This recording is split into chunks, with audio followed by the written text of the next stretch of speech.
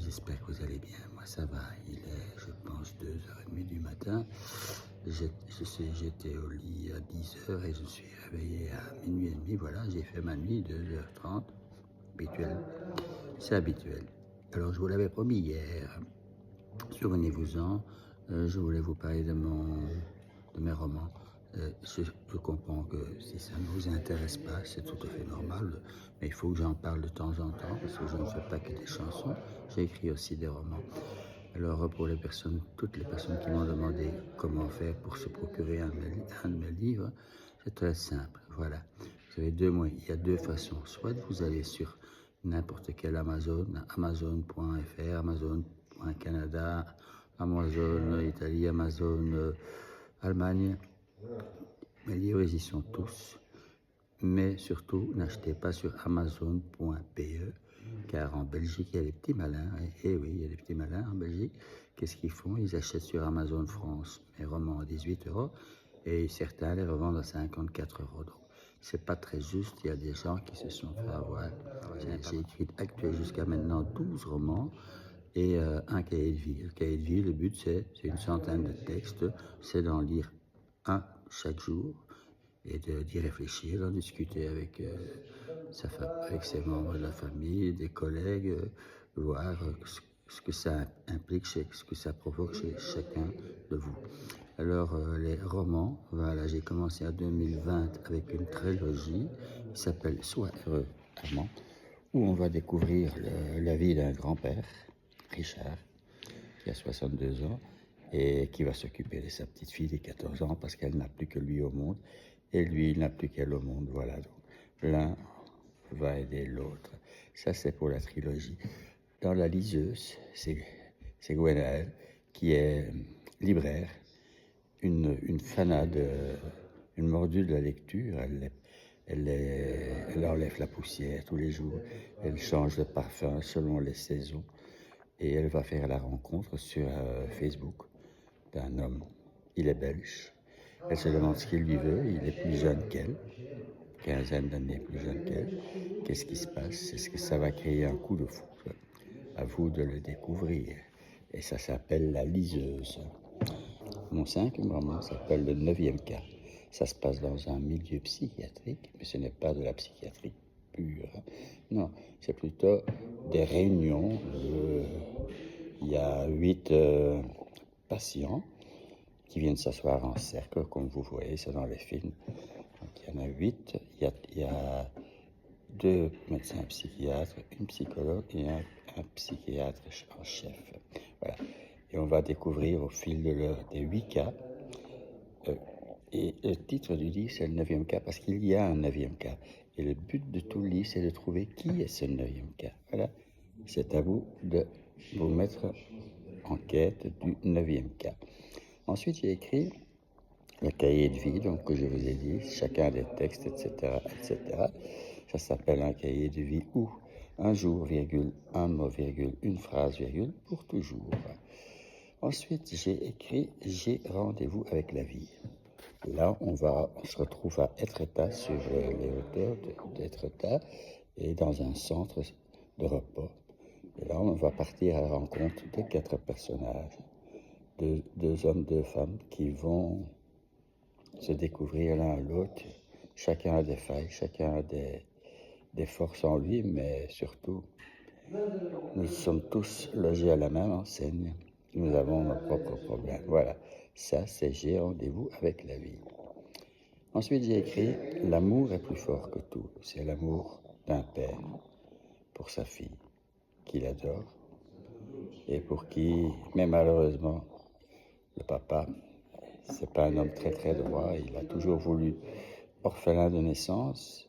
Il a rencontré sa femme qui est elle-même orpheline de naissance. Ensemble, ils vont avoir une fille.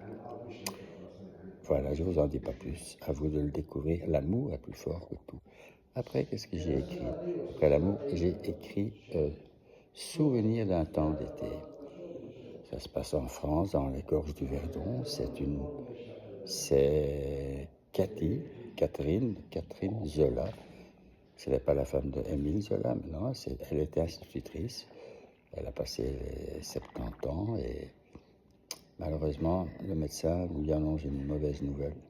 Et lui dit alors, docteur, dites-moi combien de temps il me reste encore. Parce qu'elle était institutrice toute sa vie, elle s'était occupée d'enfants, et son rêve, c'était d'écrire un livre. Et voilà, est-ce qu'elle va y arriver? Vous allez l'apprendre avant que la maladie l'emporte. Donc, souvenir d'un temps oublié. Nous continuons la liste avec Entre ciel et pardon.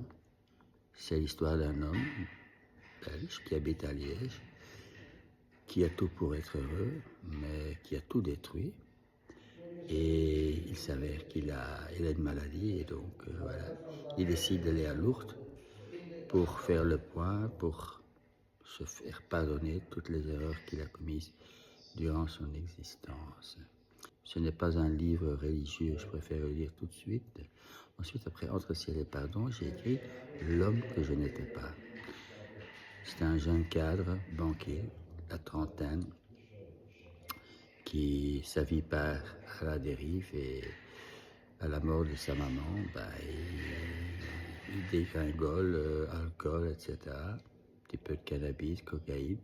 Et voilà, et à un moment donné, il hérite d'une maison d'un grand-père qu'il n'a jamais connu, sur les hauteurs en Bretagne. Et il part à la rencontre de cette vieille maison, tout en haut d'un... Et là, il va réapprendre à vivre, savoir, découvrir enfin l'homme qu'il n'était pas et qu'il va devenir. Après ça, j'ai écrit Le jour où je suis revenu. Le jour où je suis revenu, c'est l'histoire d'une femme qui a passé une grande partie de son existence dans le nord de la France et qui, lorsque son mari décède, décide de retourner dans son village natal, à sa source, d'où elle s'est enfuie quand elle avait 18 ans. Elle décide de retourner, de tout vendre et de retourner vivre dans le sud et aller voir si sa mère, son père sont encore vivants. C'est un chemin, un voyage intime. Elle ne va pas que retourner chez elle à la maison, elle va surtout apprendre qui elle est en réalité. Malheureusement, la maladie fait partie de la route, car elle a un cancer du sein. Et elle a décidé de prendre le temps maintenant de se soigner. Je vous laisse découvrir la suite. Alors après ça, j'ai écrit La fillette du mercredi, c'est mon tout dernier roman, qui est sorti il y a 1 mois et demi. C'est l'histoire d'un homme qui se retrouve enfermé dans un centre psychiatrique, mais ce qui est étrange, c'est que c'est lui-même qui a demandé d'y rentrer. Et on se demande pourquoi il veut venir dans ce centre psychiatrique. On n'y rentre pas avec le plaisir, bien sûr. Et il s'intéresse à la petite fille de 9 ans de l'infirmière en chef. Bien sûr, les médecins, les patients voient ça d'un mauvais œil. Mais tous se posent la question, que va-t-il faire à la petite fille? Voilà, alors je vous laisse découvrir l'histoire. Voilà, j'ai beaucoup blablaté. Alors je constate que j'avais fait cette vidéo pour expliquer où on peut trouver mes livres, mais j'ai oublié juste un petit détail. À part les Amazones, il y a mon site, bien sûr. Alors c'est très simple, si vous n'avez pas le lien, tapez tout simplement dans Google Armand Hendrix. Bien sûr, il faut respecter l'orthographe Armand Hendrix en un mot, .net, et vous arrivez sur mon site.